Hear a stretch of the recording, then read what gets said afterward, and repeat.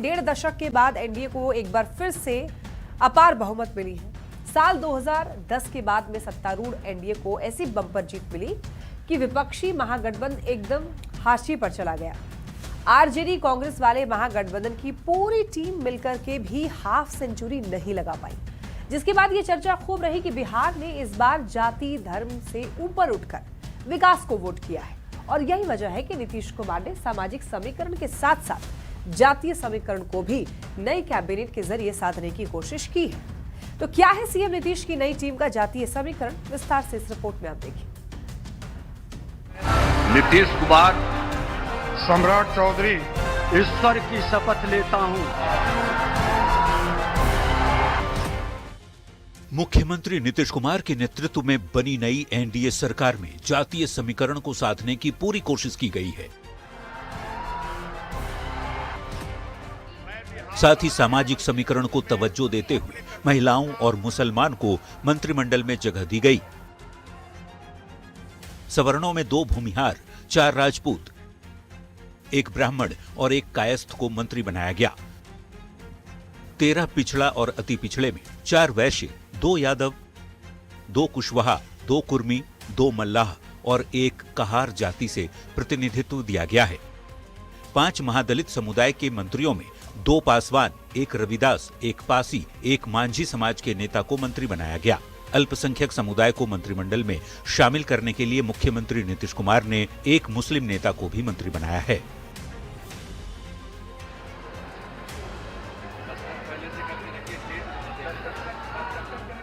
अब देखना होगा मुख्यमंत्री की नई टीम बिहार की जनता के भरोसे पर कितना खरा उतरती है। पटना संवाददाता आनंद मित्राज के साथ ब्यूरो रिपोर्ट, न्यूज़ 18। तो देखिए नीतीश मंत्रिमंडल में किस किस को जगह मिली है और जातीय समीकरण क्या कहता है, आइए हम लोग वो समझते हैं। तो देखिए यहाँ पर सवर्ण जाति की अगर बात करें तो 8 मंत्री बनाए गए हैं। वहीं ओबीसी से 8 मंत्री बने हैं, ईबीसी से 5 और एससी से 5 बने हैं और 1 मुसलमान को भी जगह दी गई है। तो ऐसे में अब ये समझिए कि सवर्ण जातियों से जो 8 नेता मंत्री बने हैं उनमें किस किस जाति से कितने लोग हैं, यानी कि इसकी भी डिटेल आपको जानकारी देते हैं। आपको ये बता दें कि भूमिहार जाति के 2 नेता मंत्री बने हैं। वहीं राजपूत की बात कर लें तो राजपूत जाति के 4 नेता मंत्री बनाए गए हैं और इसके अलावा ब्राह्मण जाति से 1 मंत्री है और कायस्थ से 1 नेता को मंत्रिमंडल में जगह मिली है। अब देखिए नीतीश कैबिनेट में पिछड़ा और अति पिछड़ा वर्ग से 13 नेता मंत्री बने हैं, जिसमें वैश्य जाति के 4 मंत्री हैं। यादव जाति की बात करें तो 2 मंत्री हैं। कुशवाहा या कोयरी जाति के भी 2 मंत्री बने हैं। तो इसके अलावा मल्लाह या निषाद समाज से 2 नेताओं को मंत्रिमंडल में जगह मिली है। 1 मंत्री कहार जाति से भी है और इसके अलावा एससी या फिर कहें कि अनुसूचित जाति से 5 नेता मंत्री बनाए गए हैं। इसमें सबसे ज्यादा पासवान जाति से 2, रविदास समाज से 1, पासी जाति से और 1 जो है वो मांझी जाति से 1 नेता को मंत्री पद मिला है। तो ये समीकरण आप समझ सकते हैं कि किस तरीके से जातीय समीकरण को भी ध्यान में रखा गया है। इसके अलावा मुस्लिम की बात कर लें तो मुस्लिम समाज से 1 नेता को मंत्रिमंडल में जगह मिली है और वो है जेडीयू के जमा खान। तो देखिए अब बीजेपी कोटे की बात करें तो बीजेपी के कोटे के मंत्रियों की जातीय समीकरण आपको बता दें, जिसमें कि सवर्ण को 5, ओबीसी को 4, ईबीसी को 4 और एससी से 1 मंत्री बनाए गए हैं। इधर इसके अलावा जेडीयू की बात कर लें तो जेडीयू में देखिए सवर्ण जाति से 2 नेता मंत्री बनाए गए हैं और ओबीसी से 3 नेता मंत्री बनाए गए हैं, ईबीसी से 1 है और एससी के 2 मंत्री हैं और मुसलमान 1 है। तो ये आप समझ सकते हैं।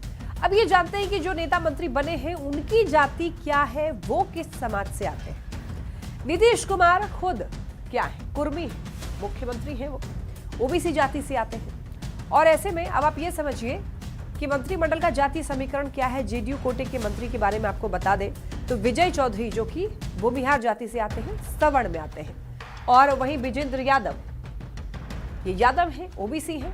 श्रवण कुमार जो कि कुर्मी है, ओबीसी है और अशोक चौधरी ये पासी है, एससी कैटेगरी में आते हैं। इसके अलावा लेशी सिंह राजपूत जाति से आती है, सवर्ण है।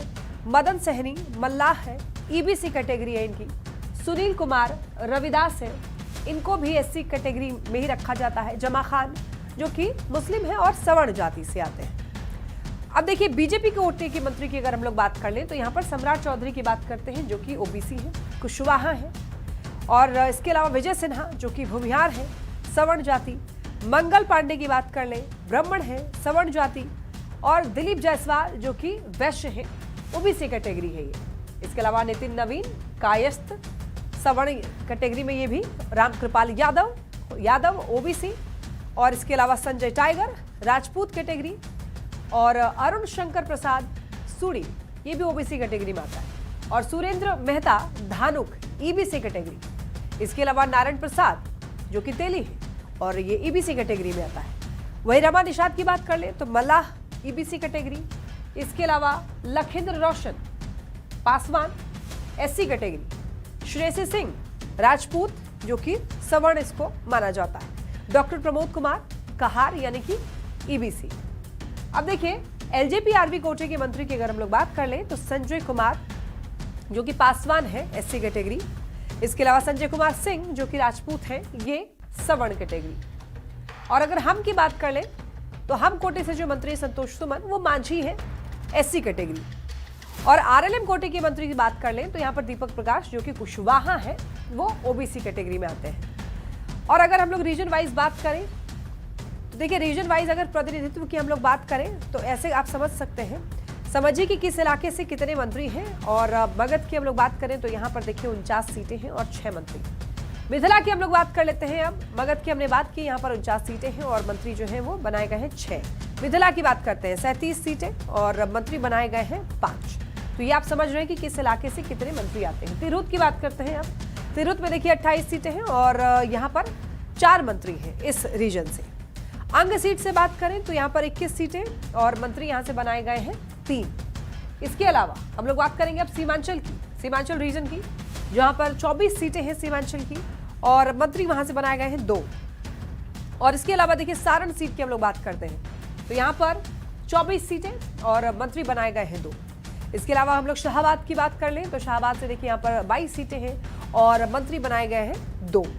चंपारण सीट से बात कर लें तो 21 सीटें और मंत्री बनाए गए हैं 2। और इसके बाद हम लोग बात करेंगे कोसी सीट, इधर से देखिए 17 सीटें हैं इसमें कोसी में और मंत्री यहाँ से बनाए गए हैं 1। तो इस तरीके से आप ये समझ पा रहे थे कि क्या जातीय समीकरण का ध्यान रखा गया है इस बार नई कैबिनेट में। चलिए बढ़ते हैं खबरों।